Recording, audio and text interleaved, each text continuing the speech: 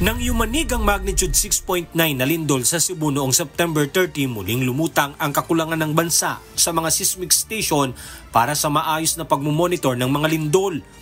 Ayon kay PHIVOLCS Director Teresito Bacolcol, may 185 aktibong fault segments at 30 fault system sa buong bansa.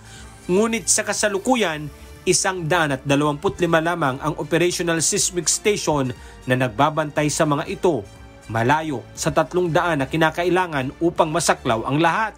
Sa kasalukuyang budget, 4 na istasyon lamang ang kayang maitayo kada taon, kaya aabutin ng 40 taon bago ito makumpleto. Bawat istasyon ay nagkakahalaga ng humigit kumulang 8 milyon.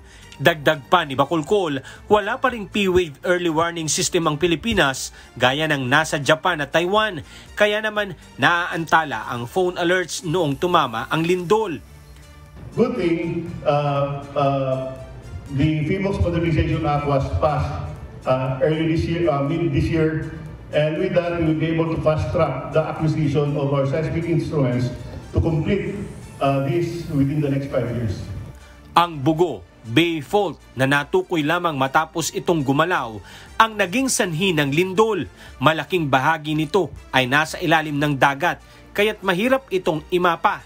Sa ilalim ng PHIVOLCS Modernization Act, umaasa ang ahensya na madaragdagan ang pondo, tauhan at kagamitan upang mapabilis ang pagsubaybay at pagbibigay babala sa mga sakuna gaya ng lindol. Alan Manansala, humahataw sa balita ngayon.